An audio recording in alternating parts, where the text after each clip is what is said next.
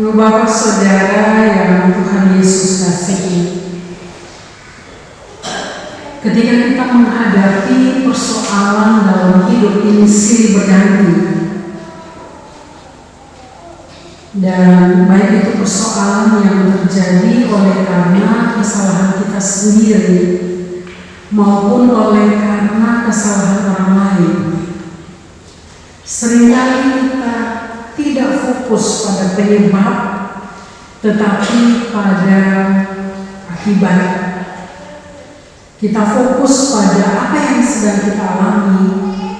Seringkali kalau kita sadar untuk cari tahu apa yang menjadi penyebab persoalan itu, terkadang kita lebih suka melemparkan kesalahan kepada orang lain. Kita mencari kambing hitam. Bahkan terkadang bukan hanya orang lain yang kita salahkan, kita juga mempersalahkan Tuhan.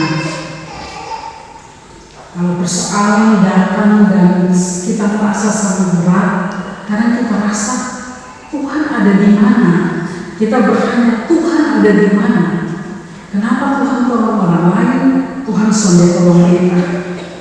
Ibu bapak saudara, orang Israel mengalami masalah besar, yaitu mereka dikuasai oleh orang Midian.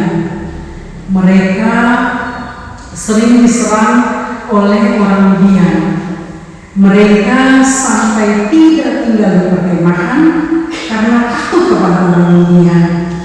Orang Israel akhirnya membuat tempat-tempat persembunyian, tempat untuk berlindung di daerah pegunungan, di gua-gua, dan di kubu-kubu. Mereka bangun kubu, semacam benteng pertahanan. Selain itu, mereka hampir tidak punya bahan makanan. Sudah hidup dalam ketakutan, tidak punya bahan makanan. Bahan makanan bukan untuk makan sampai kenyang sekali, tetapi sekedar untuk bertahan hidup saja susah. Bukan karena mereka tidak kerja, tetapi karena setiap kali mereka selesai menanam gandum di ladang, orang Midian, orang Amalek, dan orang-orang yang tinggal di sebelah timur tempat tinggal mereka itu, tempat kaya di Kanaan, orang-orang ini pasti datang dan mereka memusnahkan, merampas semua, mengambil semua yang menjadi hasil tanah orang Israel. Bahkan dikatakan bahwa lembu, sapi, keledai yang dimiliki orang Israel tidak ada lagi. Artinya tidak banyak seperti sebelumnya. Kerja keras mereka dalam hal bercocok tanam, menanam gandum, dan juga memelihara ternak hasilnya jauh besar. Mereka tidak dapat apa-apa.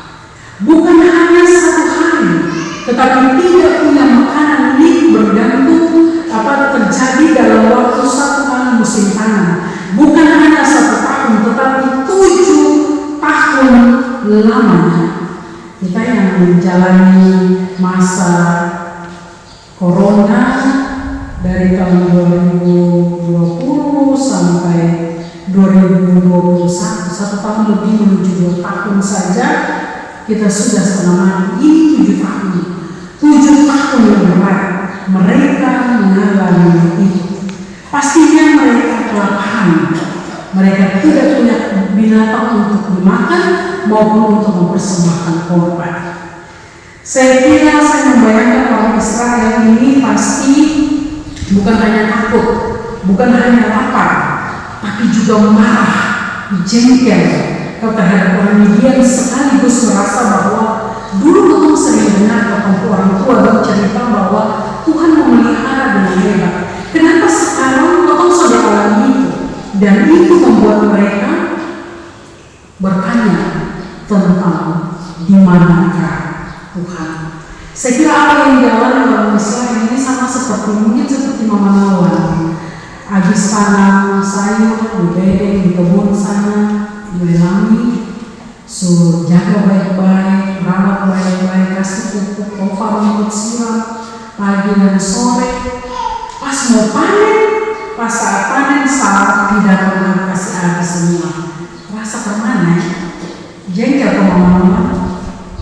Bukan hanya jengkel, pasti air mata mengalir. Semua hal akan terjadi. Saudara, mengapa keadaan ini terjadi? Kita bertanya, kenapa Tuhan bilang Dia adalah Allah Israel, tetapi Tuhan membiarkan mereka mengalami itu 7 tahun lama? Rupanya ini terjadi oleh karena kesalahan umat Israel sendiri. Mereka melakukan apa yang jahat di mata Tuhan. Kita lihat ayat yang pertama dari pasal 6. Apa yang jahat di mata Tuhan? Ternyata orang Israel menyembah Baal dengan membuat mezbah bagi Baal. Baal ini adalah dewa kesuburan orang Kanaan. Mereka tidak lagi menyembah Allah, tapi mereka menyembah Baal supaya Baal memberikan kepada mereka kesuburan dan hasil baik dari kerja keras mereka. Dan mereka juga membuat tiang berhala bagi Dewi Asyera. Dewi Asyera ini adalah dewi kesuburan orang Kanaan. Orang Kanaan percaya kepada dewa dan dewi, Baal dan Asyera, dewa dan dewi, yang dengan perkawinan dewa dan dewi tanah akan subur. Israel percaya itu. Dan itu adalah hal yang sangat berlawanan dengan apa yang Tuhan mau. Tuhan adalah Allah yang tidak mau diduakan. Akibatnya ayat 1 dari pasal 6 mengatakan bahwa karena kesalahan Israel inilah, maka Tuhan Allah menyerahkan mereka ke tangan orang Midian dan mereka dikuasai. Mereka ada dalam masa penjajahan yang hebat. Bagian Alkitab yang kita baca tadi bersama saudara, 29 ayat panjang sekali ya. Itu dia menegaskan beberapa hal. Yang pertama, penderitaan hebat orang Israel alami. Mereka sekarat, mereka melarat, hidup dalam ketakutan dan kelaparan. Terhadap keadaan ini bagaimana sikap mereka? Kalau kita lihat ayat 6 sebelum bacaan kita dikatakan bahwa orang Israel berseru kepada Tuhan. Saudaraku, kalau hari ini saudara mengalami banyak persoalan hidup yang membuat saudara melarat, terkadang sekarat, tidak berdaya, apapun persoalan itu, cari tahu apa penyebabnya, lalu datang pada Tuhan dan berseru memanggil nama Tuhan, mencari pertolongan dari Tuhan. Tuhan itu menanti kita dan akan selalu mendengarkan teriakan minta tolong kita. Yang kedua, ayat 7 kalau kita periksa sebelumnya mengatakan bahwa Tuhan menjawab teriakan minta tolong orang Israel. Ketika Israel memanggil nama Tuhan, Tuhan menjawab mereka segera dengan cara mengutus seorang nabi kepada orang Israel untuk menyampaikan firman Tuhan. Ayat 8b mengatakan, beginilah firman Tuhan Allah Israel, Akulah yang menuntun kamu keluar. Perhatikan baik, pertama menuntun kamu keluar dari Mesir, dan yang kedua yang membawa kamu keluar dari rumah perbudakan. Yang ketiga yang melepaskan kamu dari semua bangsa yang menindas. Dan yang keempat, Tuhanlah yang menghalau penduduk asing Kanaan sehingga Israel bisa menduduki tanah Kanaan. Tuhan bertindak dan Tuhan sudah memberi peringatan kepada mereka agar jangan menyembah Allah orang Amori, orang Kanaan yang disembah oleh orang Kanaan, dewa dan dewi yang mereka percayai, tetapi Israel tidak mendengarkan firman Tuhan. Ketika Tuhan menjawab panggilan mereka, pertama-tama yang Tuhan katakan adalah Tuhan memperkenalkan diri kembali bahwa Dialah Tuhan yang melakukan 4 hal tadi, dan Dialah Tuhan yang telah berfirman untuk jangan menyembah Allah lain, tetapi Israel tidak mendengarkan. Bapak saudara, bukankah kita juga sering melawan apa yang Tuhan kehendaki? Banyak hal yang kita tahu Tuhan kita tidak melakukannya. Banyak hal yang kita tahu Tuhan larang, tetapi kita melakukannya. Yang suruh buat tetap suruh buat, yang suruh jangan buat tetap buat. Itulah kecenderungan kita sebagai manusia. Tetapi kita ingat bahwa Tuhan tidak pernah membiarkan kita tetap terlena dalam keadaan kita melawan apa yang dikehendakinya. Kalau kita tetap melawan, cepat atau lambat kita akan terima akibat. Yang ketiga, Tuhan kembali menuturkan bagaimana campur tangan Tuhan Allah, bagaimana keterlibatan Tuhan dalam sejarah hidup, dalam sejarah perjalanan bangsa Israel. Dalam setiap keadaan hidup mereka, Tuhan Allah tetap bertindak untuk menyelamatkan. Tuhan menegaskan, Akulah Tuhan Allah. Tiap kali ketika Tuhan memperkenalkan diri, hal senada seperti ini selalu diperdengarkan. Kalau bukan Akulah Tuhan Allahmu, Aku adalah Aku. Ketika Tuhan bertanya, siapa ini? Siapa yang bilang begini? Siapa? Ketika umat bertanya, ini siapa? Siapa yang berfirman seperti ini? Siapa yang bilang begini atau begitu? Tuhan selalu menegaskan, memperkenalkan dirinya, Akulah Tuhan Allah. Akulah Allah nenek moyangmu dan Allah keturunan Israel. Aku adalah Aku. Tuhan selalu memperkenalkan dan menegaskan diri. Aku adalah Aku. Tuhan adalah Tuhan. Tuhan adalah segala-galanya. Dia punya kuasa atas segala-galanya. Saudara, kalau kita benar beriman kepada Tuhan, kita meyakini kehadirannya dalam hidup kita, dalam setiap musim hidup kita. Ketika kita tertawa, ketika kita menangis, ketika kita tenang, ketika kita panik, ketika kita mendapatkan sesuatu, ketika kita kehilangan sesuatu, ketika kita bersukacita, ketika kita berduka cita, ketika kita sehat atau ketika kita sakit, ketika hidup terasa bebas ataupun ketika kita seolah sedang berjalan dalam lembah bayang maut, kematian terasa dekat. Ketika itulah tiap musim hidup kita, tiap keadaan hidup kita, Tuhan ada bersama kita. Tuhan menyertai kita. Dia Allah yang berjanji akan menuntun dan menyertai kita dalam setiap keadaan kita, dan itu cukup bagi kita. Yang keempat, tidak hanya itu.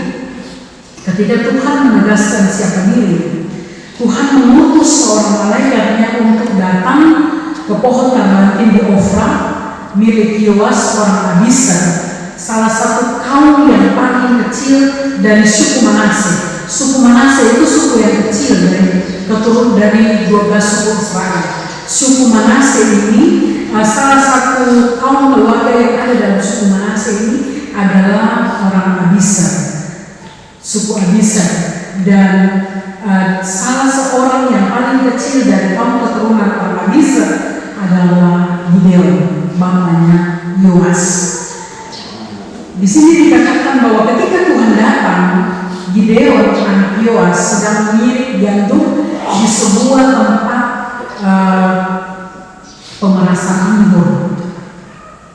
Orang Israel biasanya mengirik gandum itu di tempat terbuka, sama seperti kita ya. Saya lupa istilahnya apa, tapi ketika kita hendak memisahkan gabah yang berisi dengan gabah yang kering, yang kosong itu kita membutuhkan angin kan.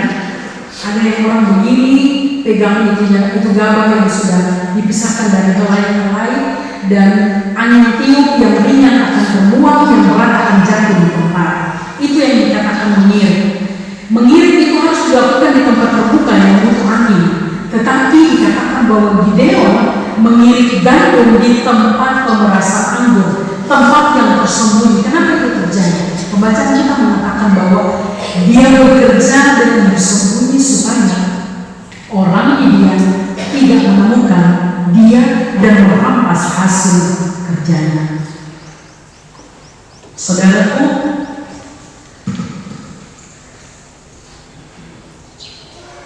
perhatikan baik. Ketika itulah malaikat Tuhan menampakkan diri kepada Gideon dan menyatakan bahwa Tuhan menyertai Gideon, dan bagi Tuhan Gideon ini adalah seorang pahlawan yang gagah berani.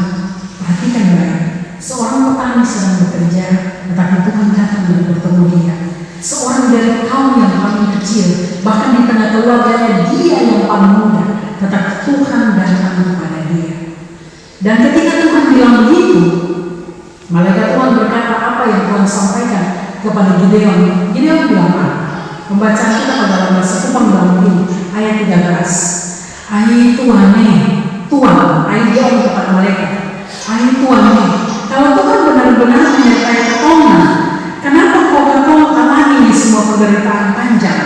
Kalau dulu Tuhan bertindak menolong secara ajaib ke ketong nenek moyang yang ketong dengar dari cerita leluhurna, kenapa kau sekarang ketong sudah pernah alami seperti itu?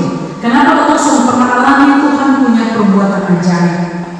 Kenapa sekarang justru Tuhan membuat ketong dan serahkan ketong supaya orang Midian kuasai ketong? Saudaraku, Gideon meragukan siapa Tuhan, kehadiran Tuhan, dan kuasa Tuhan. Gideon tidak percaya bahwa Tuhan berkuasa untuk memimpin Israel. Gideon menyimpulkan bahwa Tuhan sudah membuang mereka dan membiarkan Midian menguasai mereka. Bagi Gideon, Tuhan tidak berdaya. Bagi Gideon, Tuhan tidak mampu untuk lagi bertindak menyelamatkan Israel. Saudaraku, bahkan di tempat tersembunyi, Tuhan sanggup menemukan kita. Tidak ada tempat tersembunyi di kolong langit ini yang tidak dapat Tuhan temukan. Dimanapun kita berada, Tuhan sanggup temukan kita.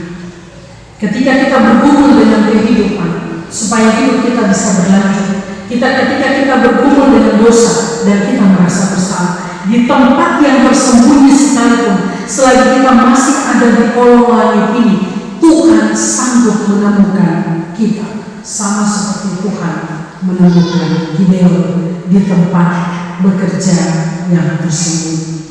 Yang kelima, Tuhan bilang, tetapi akulah yang menyertai engkau, sebab itu engkau akan mengalahkan orang Midian sampai habis. Tuhan bilang kepada Gideon seperti itu. Tuhan, ingat baik seperti yang tadi saya katakan sebelumnya, Gideon ini orang kecil, dia bukan dari orang yang kaum yang besar, dia bukan seorang yang berperawakan besar, dia justru paling muda di antara semua orang yang ada di kaum keluarganya. Tetapi Tuhan mau pakai dia. Saudara, bukankah sering kali kita merasa diri kecil? Untuk ini pekerjaan Tuhan yang sakit, mereka cuma bisa, mereka ini terlalu muda, mereka ini sudah berpengalaman, mereka ini begini dan begitu. Dan kita merasa bahwa kita tidak sanggup melakukan pekerjaan Tuhan yang dipercayakan kepada kita. Saudara, kalau Tuhan ingin menjadikan kita alat untuk membawa kebaikan bagi orang lain, jangan pernah meragukan Tuhan. Jangan pernah merasa diri kita kecil lalu tidak bertindak.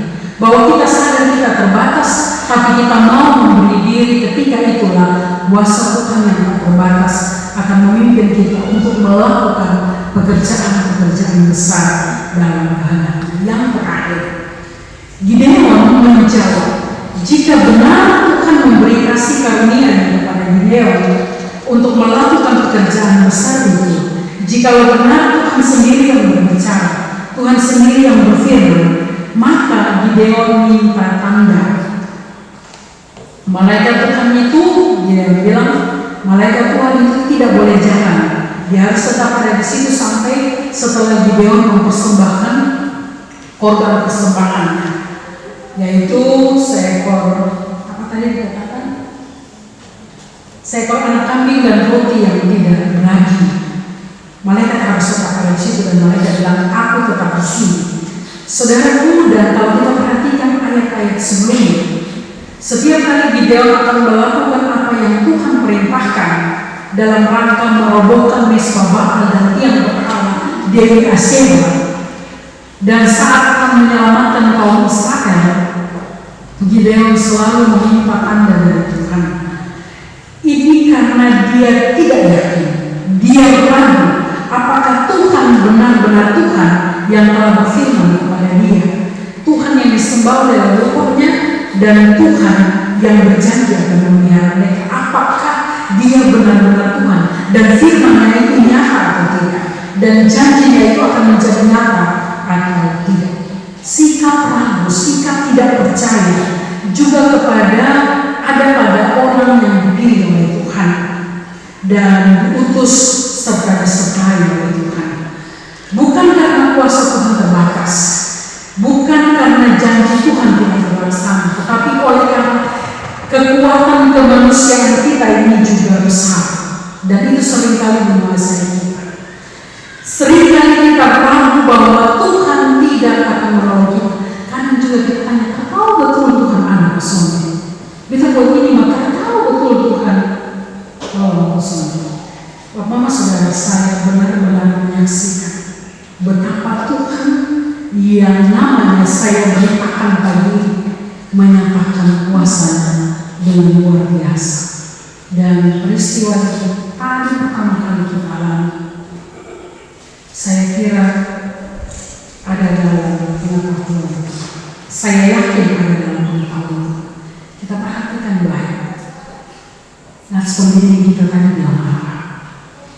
Tuhan itu dekat kepada orang-orang yang patah hati, dan Ia menyelamatkan orang yang remuk jiwanya. Kemalangan orang benar banyak, tetapi Tuhan melepaskan dia dari semuanya. Perhatikan baik, Tuhan melepaskan dia dari semuanya itu.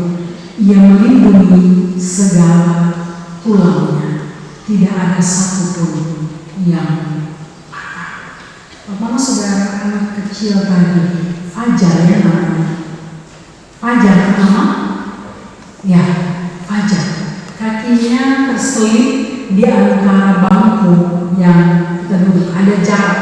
Kakinya yang masih kecil itu masuk ke dalam, terjepit, untuk dikeluarkan susah sekali. Tulangnya terjepit, kaki yang terdiri dari daging dan tulang itu terjepit.